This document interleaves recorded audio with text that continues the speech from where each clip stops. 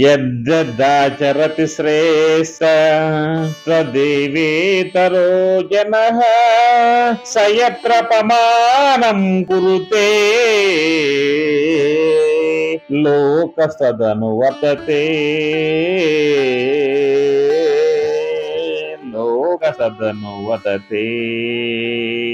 శ్రేష్ఠ అంటే గొప్పవాడు అని. ఇక్కడ ఇంకో వర్షం యద్ దాచరతి శ్రేష్ఠ సప్త దేవేతరో జన స యత్ర అపమానం కురుతే లోకస్తదను వర్తతే.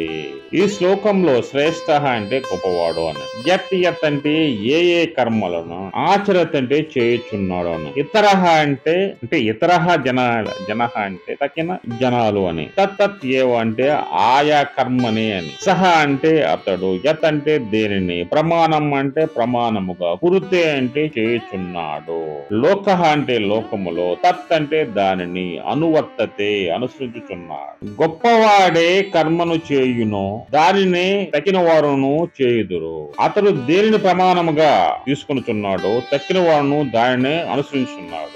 అంటే గొప్పవాడు ఏ కర్మను చేస్తాడో దాన్ని మిగతా జనాలు ప్రమాణంగా తీసుకుని చేస్తారు అనేది దీని యొక్క భావం. అంటే ఇక్కడ మనం ఏంటి, ఎవరైతే జ్ఞానులు ఉంటారో వాళ్ళు చేసే కర్మల్ని మిగతా జనాలు కూడా వాళ్ళు ఆ కర్మలు పాటారు. సామాన్యంగా లోకంలో ఒకడు పెద్దవాడు ఎవరైతే ఉన్నాడో వాడు ఏ పని చేస్తారో మిగిలిన చిన్నవాడు కూడా అదే పని చేయడానికి వాళ్ళు సిద్ధపడుతూ ఉంటారు.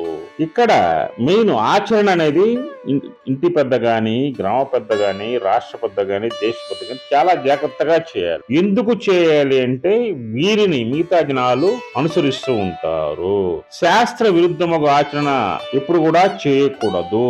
అర్జునుడు తన శౌర్య, ధైర్య, పరాక్రమణ చేతను, సచ్చరిత్ర చేతను లోకములో గొప్ప ఖ్యాతి నువ్వు అర్జించావు. అంతటి గొప్పవాడు అకర్మడు గాక, అంటే నువ్వు అకర్మ అంటే కర్మ చేయను అంటున్నావు. నువ్వు కర్మలు చేయాల్సిందే. ఆ కర్మ చేసి ఫలాపేక్ష రహితంగా ఫలాన్ని నీకు ఆశించకూడదు. కేవలం నువ్వు చేసే పని మాత్రం నువ్వు చేయాలి. ఇలా చేస్తూ ఉంటే మిగిలిన తక్కిన వారు కూడా అర్జునుడు అంతటి వాడే కర్మను చేస్తున్నాడు, కర్మలు చేస్తున్నారు అని మిగతా నీ యొక్క పిల్లలు గాని, వారి తరాల వారు గాని అదే కర్మ అనుసరిస్తూ ఉంటారు. అదే విధంగా దేశంలో గొప్ప గొప్ప వారు కూడా నువ్వు అర్జున నువ్వు ఎంత మంచి సకర్మలు చేస్తా ఉంటావో దేశ ప్రజలు కూడా అంటే రాజ్య ప్రజలు కూడా అదే కర్మలు చేస్తారు. నువ్వు తప్పు చేస్తే అర్జునుడు అంతటి వాడే తప్పు చేయంగా నేను ఎందుకు చేయకూడదు అంటారు. నువ్వు కరెక్ట్ గా ఉంటే, అంటే నువ్వు సజావుగా, అంటే నువ్వు ధర్మబద్ధంగా ఉంటే అర్జునుడే ధర్మబద్ధంగా ఉండవు, మనం కూడా జన్మబద్ధంగా ఉండాలని కోరుకు. అందుకే నేను చెప్తున్నా యథా రాజా తదా ప్రజ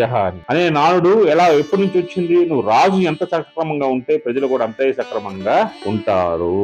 అదే విధంగా పెద్దవారు తాము దేనిని ప్రమాణంగా కైకొందరో ఇతరులను దాని ప్రమాణంగా తీసుకుంటారు. ఏ వాక్యము, ఏ సిద్ధాంతమును, ఏ పద్ధతిని, ఏ శాస్త్రమును వారు ఆచరిస్తున్నారో తక్కిన ప్రజలు కూడా దాన్ని ఆచరిస్తూ ఉంటారు. ఈ ప్రకారముగా సత్య సిద్ధాంతము శాస్త్ర నియమిత క్రమమున పద్ధతిగా ఉండవలేను.